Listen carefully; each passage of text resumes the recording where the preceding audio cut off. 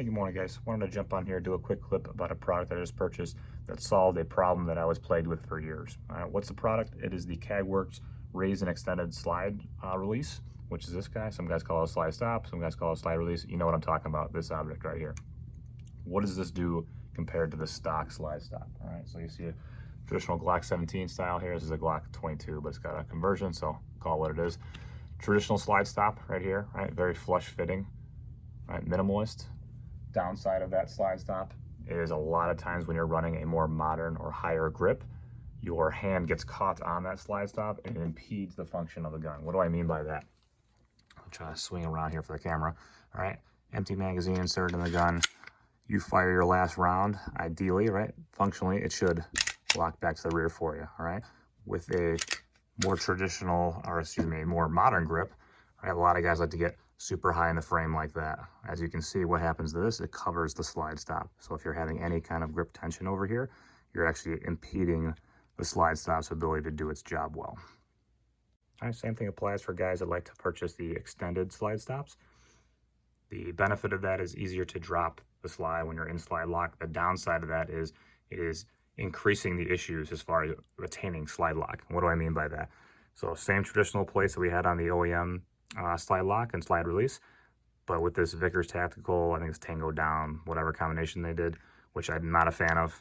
Swapping this out, and I'll do it on camera so you guys can see the process of how to swap one of these guys out. Don't buy these, right? As you can see, it sticks out further from the slide and frame, right? Just so you can see a reference from that old Glock 22, Glock 17 combo thing, right? Much more flush than that slide stop, as you can see, right?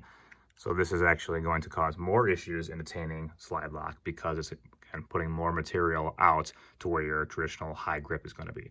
All right, so what did Kagwerks do? All right, the squared away guys over there, they designed a product that kept the benefits of having an extended slide lock, but they also raised it up into the slide area. And what does that do? Well, as you can see, with that same grip I had with the other pistols, now the slide lock, you can see I'll move my firing hand, is going to be above my support hand grip, right? So I'll actually be able to retain slide lock consistently.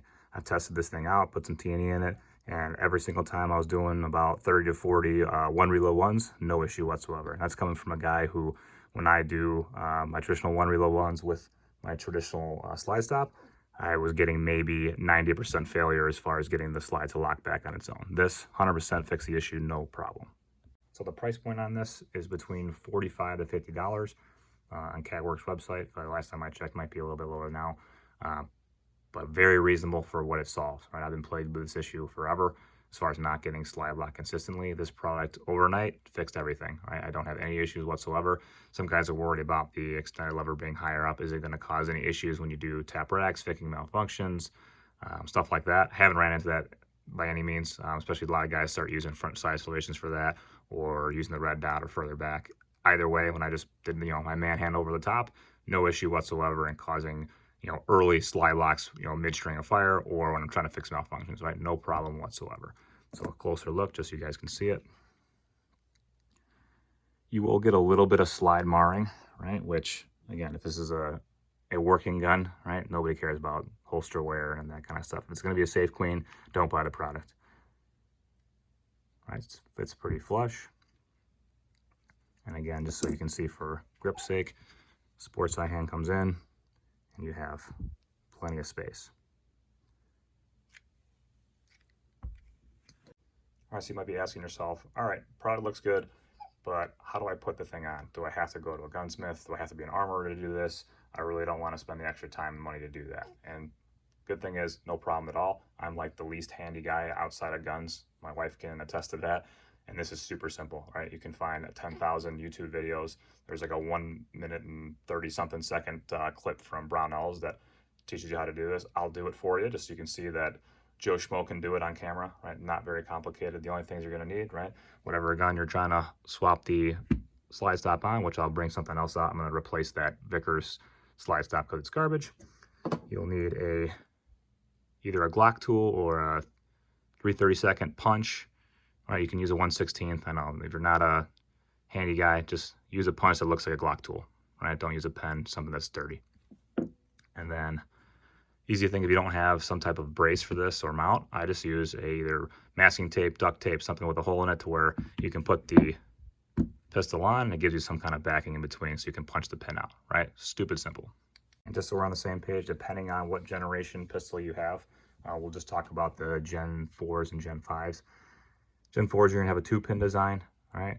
Even though this isn't a Gen 5, it's a Gen 5 style, it has a single pin. So the Gen 5, 17, 22, stuff like that, will have the single pin here. For everything that we're gonna do today, you only have to take out the bottom pin. So that'll be the single pin on your Gen 5s and the bottom pin for your Gen 4s. This top one you can leave in place. All right, to save you some headache, a lot of guys think they need to brace the pistol, take a hammer, and just beat the living crap out of this pin. All right, will it work? Eventually, right? But it can cause some issues to the gun. Again, these are polymer frames. You can start chipping away at some of the material. Yes, will it work? Yes, but why do I need to do that when I can think smarter, not harder? So the process is going to be remove the slide, right? We're unloaded. Slide comes off. All right, all I'm going to be doing, so you guys can see it on camera here, I'm going to be gently pushing the slide stop up, and I'll push it forward just slightly, right? Just wiggle it up and down as I'm putting pressure on this pin, and the pin will come out on its own. See if I can do it well on camera here, all right? So just jiggling this slide stop up and down as I put downward pressure on this pin. I find that the 43 is a little stiffer than the 17s, but as you see, I'm just gently putting this up. All right, so you get to this point, and you're like, man, I did everything right. I followed the video, but now I can't get the slide lock to come out. Why is that? All right, with this design, I don't know if this is all the Gen 5s, but I know for, at least for this 43, I got to get the locking block out in order to clear this. So no problem, same tool, right? Nothing crazy today. I'm gonna go underneath the locking block, pop that out. It's right over here. And then boom, pops out, no issue. That's what the Gen 5 style look like with that spring and a single pin design. The Kagwerks slide will be, again, for the Gen 5, because obviously they have the dual or ambidextrous slide stop, so they'll have another piece that goes around it, but traditionally it looks going to look something like this. And so my Gen 4 users aren't left out. Your slide stop will look like this. Right, kind of that single coil. We have spring tension right around there. So for your frame, you don't have to take out the locking block, and you actually don't have to take out this top pin at all. The pin is just holding tension against this slide stop. So once you pop out this bottom pin, this will just lift free. And then when you want to install the new one, just drops in place. And then you put the pin from right to left, seat it right back in, no problem. All right, so now we got our OEM slide stop that I originally had in the gun, because I don't want to use the Vickers slide stop anymore. Kagwerks, if you end up making one of these for the slimline Glocks like the 43, 43X, 48, that'd be fucking awesome, because this stuff, the OEM one's fine, but again, I run into the same issue to where I don't get slide lock ever. So, but how to put this guy back on? All right, same thing, drop it into the slot. All right, we'll replace that locking block. If you forget which way it goes, it's only gonna go in one way. So if you start putting it in the other way, it's just gonna look goofy. So kind of mess with it until you get it to lock in, which is press down. It'll click in, no problem. Take our pin. You can kind of check in between the hole here to make sure your slide stop is in the correct position. Right, I need to push down a little bit to clear. As you guys can see it a little better on the camera. Kind of hard to do this while on the camera and me doing it by hand, but you guys get the picture here, right? So make sure it's flush.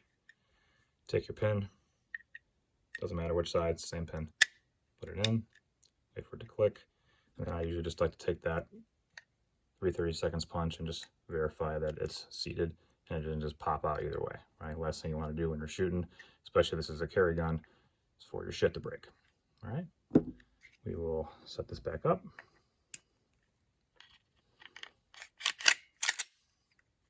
All right, function check this. All right. Locks back. You can take an empty magazine, which I don't have on hand right now. Make sure it locks back to that, but for what it is locking back on its own, no problem. All right, just a recap of how this product works. All right, we'll use a dummy round, so no live rounds here. Insert. If you're doing a reload, right, thumb's gonna be chilling on that slide stop. Press down, locks forward. So shooting your course of fire, right? This goes bang, round kicks out. Slide stop functions how it should and locks back on the magazine, even with a traditional high grip. All right, so in order of precedence here, best one out in the market is going to be this Kagwerks in my opinion. Second best will be your OEM slide stop, which will be the one that's comes stock with your gun. All right, it'll be flush, won't get caught on anything, but unfortunately you'll have intermixed slide blockage. And the worst ones will be the extendeds, right? Like the Vickers tactical ones, the stock Glock store ones. I think Ghost makes a couple of them, the Bullet. I think there's like the Ghost Ring Bullet or whatever it's called. Regardless, these are not great. Yes, they do function well to drop the slide, but they are going to impede your slide from locking back with a traditionally high grip. If you have a low, shitty grip, then these will work great. All right, guys, hope this helps. If you guys have any questions on the product or how to do the install, I can guide you towards probably a better video as far as the install process. I just wanted to do a quick overview so you guys can see it. But if you need any help putting them in or questions about the product itself or anything else on the gun, let me know. Take care.